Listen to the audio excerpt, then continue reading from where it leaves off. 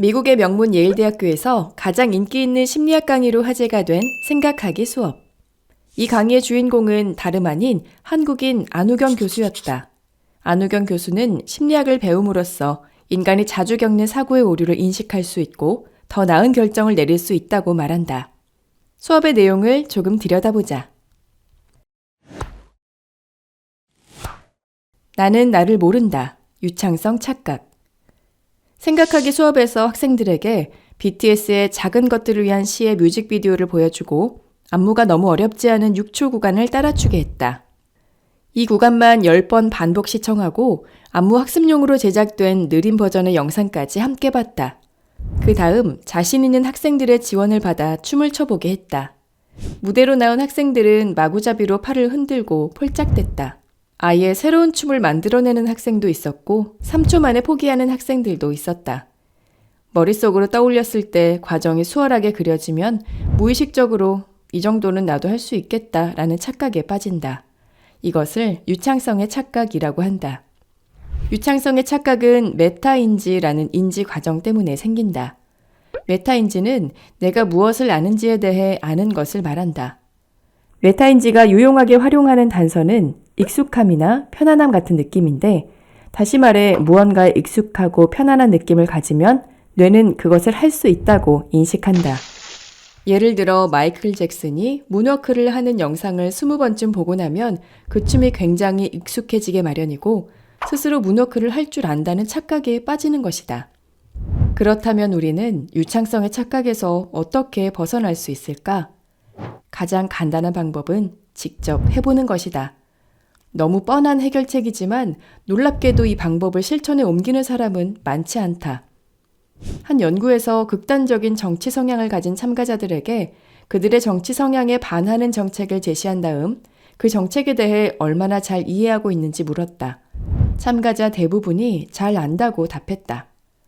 이번에는 각 정책에 대해 글로 적어달라고 했다.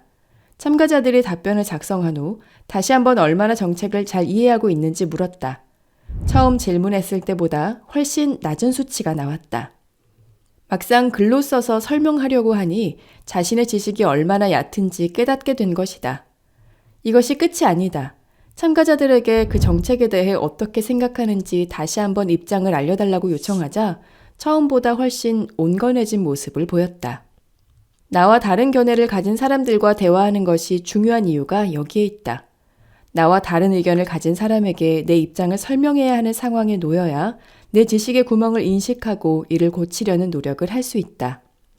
나는 남도 모른다. 조망 수용의 한계. 우리는 스스로도 제대로 알지 못하지만 타인의 마음도 잘 알지 못한다. 그러면서 누구보다 잘 안다고 착각한다. 우리는 무의식적으로 모든 사람이 나처럼 생각하고 상황을 바라볼 거라고 믿는다. 그래서 다른 사람이 어떤 생각을 하는지 다 안다고 생각한다. 이것을 조망 수용의 한계라고 부른다. 재미있는 예시로 신분 뽐내기의 역설이 있다. 당신이 새로운 친구를 사귀려 모임에 참석한다고 상상해보자. 나갈 준비를 거의 마친 당신은 명품 시계와 대중적인 시계 중 무엇을 차고 나갈지 고민한다. 둘 중 어떤 시계를 차면 사람들이 더 친해지고 싶어 할까? 대다수의 사람들은 명품 시계를 택했다. 옷이나 자동차 등 다른 품목을 적용했을 때도 결과는 동일했다. 값비싼 사치품을 드러내 보임으로써 자신이 잘 나간다는 것을 보여주면 사람들이 자신과 친해지고 싶어 할 것이라고 생각한 것이다. 그러나 실험 결과는 정반대였다. 사람들은 명품을 입은 사람보다는 수수하게 차려입은 사람과 롤렉스 시계보다 대중적인 손목 시계를 차고 있는 사람과 더 친구가 되고 싶어 했다. 우리는 미래의 친구에게 잘 보이기 위해 신분이 높다는 신호를 보내는 옷을 선택하지만 그것은 자기중심적인 생각에 불과한 것이다. 나와 친해지고 싶다는 사람이 번쩍이는 롤렉스 시계를 차고 구찌라고 크게 써있는 티셔츠를 입고 다가온다면 당신은 어떤 기분이 들까? 누군가에게 긍정적인 인상을 심어주고 싶다면 타인의 관점에서 생각해야 한다는 것을 결코 잊어서는 안 된다. 타인의 관점에서 생각하는 것만으로 조망 수용의 한계를 완전히 극복할 수 있는 것은 아니다. 한 실험에서 참가자들에게 배우자에 관한 문제를 냈다. A 집단에게는 배우자의 관점에서 생각한 후 문제를 풀게 했고 B 집단에게는 문제를 풀기 전에 배우자에게 물어보라고 했다. 실험 결과 B 집단이 훨씬 더 높은 점수를 받았다. 정답을 알고 있으니 너무 당연한 결과 아니냐고? 바로 그게 요점이다. 다른 사람의 마음을 제대로 읽기 위한 유일한 방법은 직접 물어보는 것이다. 상대가 무슨 생각을 하고 어떻게 느끼는지 정확하게 이해하려면 추측하지 말고 반드시 그 사람을 통해서 대답을 찾아내야 한다. 서로를 이해하는 가장 확실한 방법은 있는 그대로의 팩트를 찾는 것. 그것 하나뿐이다.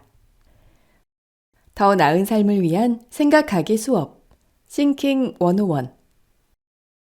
이 콘텐츠가 도움이 되었다면 구독과 좋아요를 눌러주세요.